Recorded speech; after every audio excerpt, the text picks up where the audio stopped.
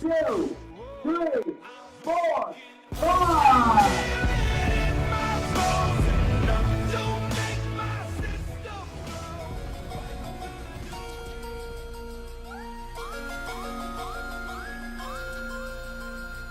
Ah, pretty gruesome, isn't it? Hey, Corax, all the vapor that we inhale, won't it accumulate in our lungs and cause us harm? We know water in the lungs is a serious matter. Oh yes, it is. It is called pulmonary edema, inflation of the lungs, swelling of the blood vessels inside, which if it goes untreated could be fatal. But it is not gonna happen with e-cigarettes.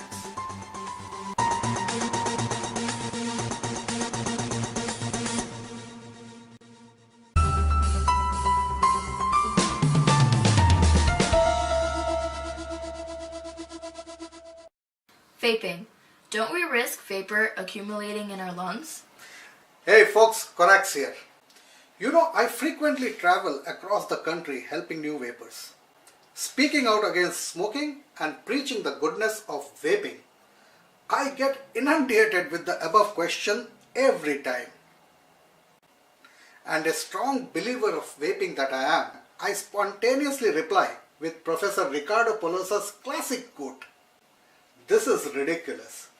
You would get more water vapor from a nebulizer designed to deliver COPD medications than you would get from an electronic cigarette." You see, there is no shortage of absurdities within the ASDS community, which is now extended to vaping as well.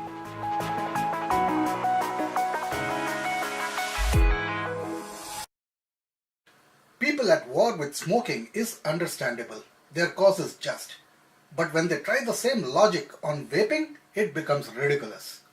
What's of concern here is people identifying e-cigarette vapor as water vapor and then concluding it to fill up our lungs like a water bottle, gradually, if not immediately. Common people like you and me thinking this way is again understandable. But when licensed medical professionals speak the same, it gets absurd. I know. Where do these idiots get their degree? At a ball pit at McDonald's? This report isn't just propaganda disguised as concern. It scares people away from effectively quitting real cigarettes, enabling more death. Faced with hopeful findings on vaping, they state the opposite.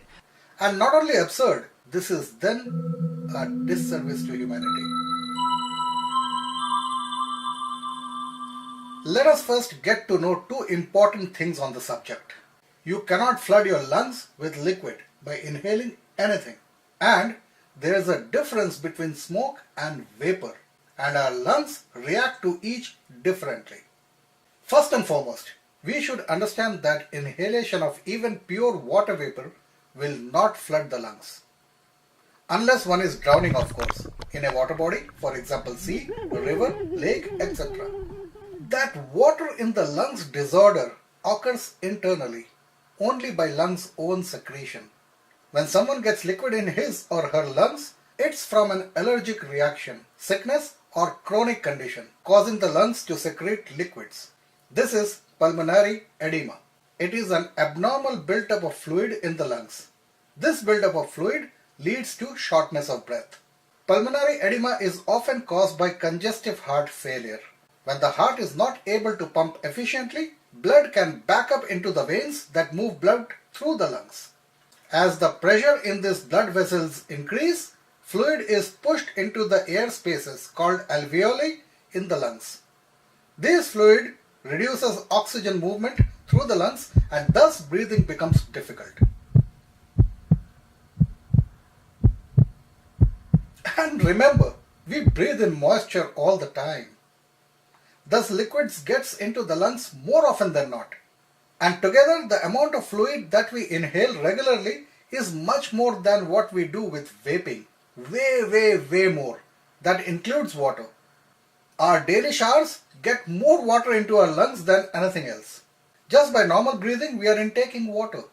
A leisurely swim at the pool gets water into the lungs.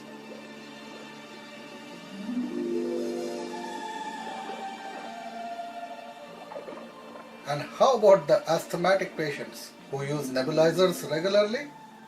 Also remember, our lungs are no Sahara desert. They are always as moist as a marshland. So what happens when we inhale? Moisture or other particulates are simply absorbed through the thin alveolar membranes of the lungs into the bloodstream. Larger particles might not be absorbed easily. However, the lung does have a mucosal flow, allowing non-absorbable small molecules such as particles of air pollutants to be cleared. This is mucus, which can have one of several fates: A. Coughed up, B. Swallowed, usually, or C. Cleared by the lymphatic system. Nothing gets built up in the lungs, unless one has some sort of condition like I said earlier. Do you know the amount of moisture, particulates and water that is in the steam when we cook? That is thick, full of grease, spices, salts, organic residues and whatnot. Think about the fate of chefs in a kitchen. They are constantly breathing in that heavy fog, which is much more denser than we can ever vape. You might have noticed the grease buildup surrounding the stove in your own home. If we continue with this logic, our womenfolk, mothers, sisters, daughters, wives, would have been long dead working in the kitchen. Now let's see what's the difference between cigarette smoke and vapor from an e-cigarette. Our vapor from e-cigarettes is an aerosol mix of atomized PG and VG, along with some colorings, flavorings and nicotine. There is hardly any water in the e-liquids, and if there is, it is in negligible amounts. When vapor enters the lungs, like I stated earlier, most particulates, including nicotine, are absorbed by the alveolar membranes and enter the bloodstream. VG and PG are larger molecules and they are exhaled immediately. That's how you see the clouds, bro. Anything that the membranes don't absorb are thrown out in the form of mucus, which again can take either of the three routes: A. Coughed up, B. Swallowed, usually, or C. Cleared by the lymphatic system. Anyway, the particulate matter from smoking tobacco cigarette is 920 parts per million after 3 minutes of smoking, while the same with electronic cigarette is just 40 parts, same after 3 minutes of vaping. So 920 and 40, which is better? Anything 40 or under is considered safe as per environment point of view.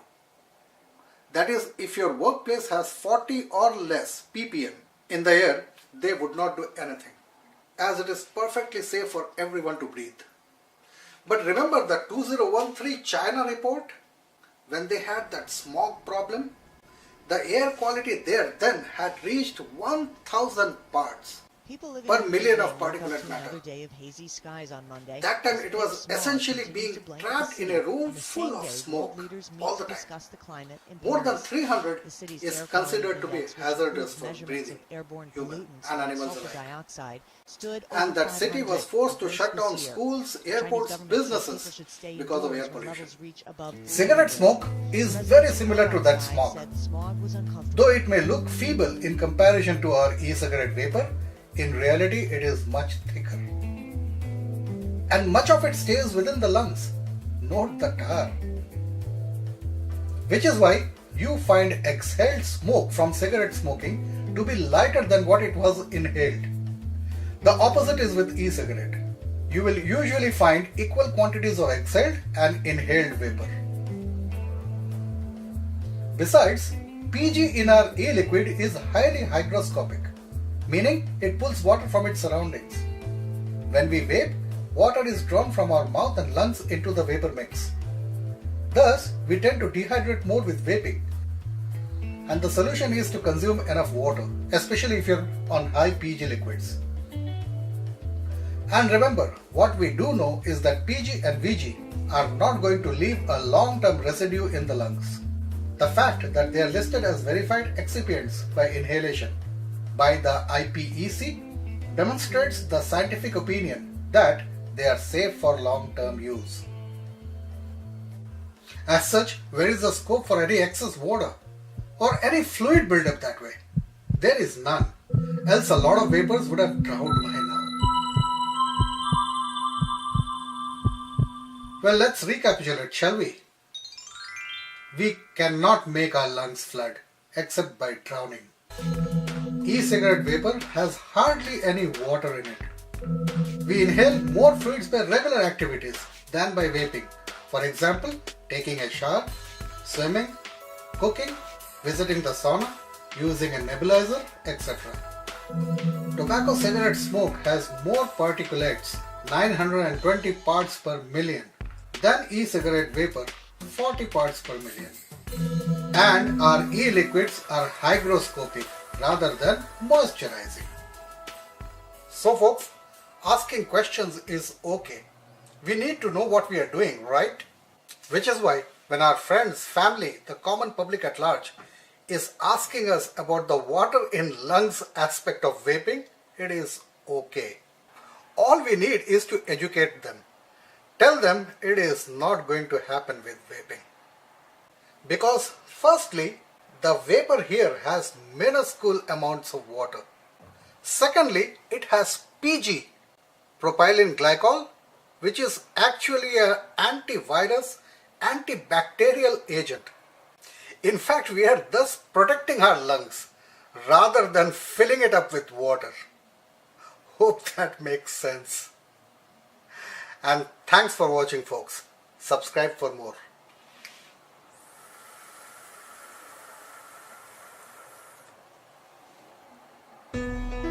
Remember, vaping is a healthier alternative, and we have the right to make that choice.